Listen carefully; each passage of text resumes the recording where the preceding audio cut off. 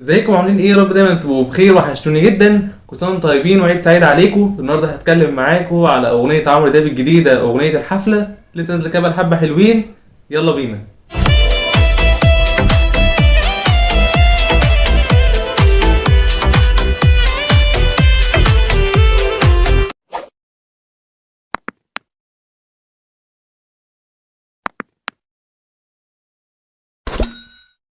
اغنيه الحفله لسه نازله كده من شويه، ما كنتش متوقع بصراحه ان في اغنيه جديده ممكن تنزل لعمرو دياب في العيد. اساسا قلت ممكن شويه كده وعمرو دياب ممكن ينزل ميني البوم صغير، او حتى يكمل البوم عايشني اللي نزل قبل كده وهو ما كملش اساسا.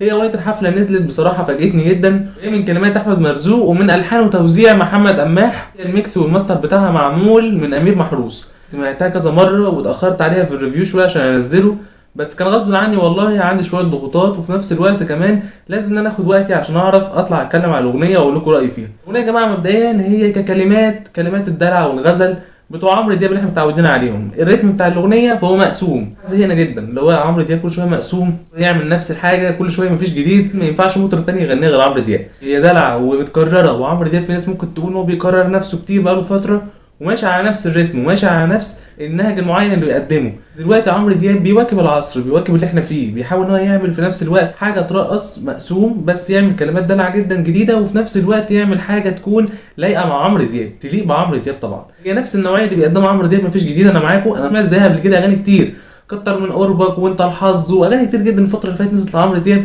كانت مقسومه بنفس النوعيه وبنفس الريتم. الكلمات بتاعتها حلوه قوي.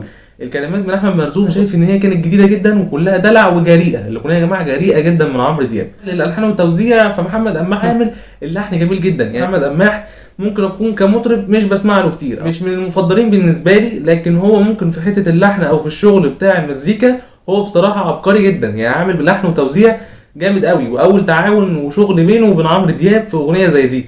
فالاغنيه هي بصراحه جت في وقتها، الاغنيه نزلت في الوقت الصح، نزلت في وقت العيد، في الوقت اللي احنا فيه. اغنيه دلع ومقسوم وفرفشه، ده وقتها المظبوط. لو عمرو دياب نزل اغنيه في الوقت اللي احنا فيه ده ممكن تبقى حزينه او رتمها مثلا مش قد كده، او اغنيه ممكن تبقى هاديه شويه، مش هتضرب زي الاغنيه اللي هو نزلها. يعني هو برضو عنده ذكاء كبير ان هو ينزل اغنيه زي دي في الوقت اللي احنا فيه ده يا جماعه. على فكره ذكاء كبير جدا من عمرو دياب، وحاجه تحتسب لعمرو دياب. بالنسبه يا جماعه للتوزيع ففي كيمياء حلوه جدا بينه وبين الكلمات والالحان اللي عملها. يعني الكلمات اللي عملها احمد مرزوق شايف ان الالحان والتوزيع كانوا معمولين بصراحه على المسطره. يعني اغنيه يا جماعه متكامله، اللي هيسمعها هيفهم ان انا بقول كويس. ممكن نكون زهقنا شويه من المقسوم اللي عمرو دياب بيقدمه او اللي بينزل. الاغنيه اغنيه تقيله فعلا وهتعيش يا جماعه، واغنيه حلوه جدا.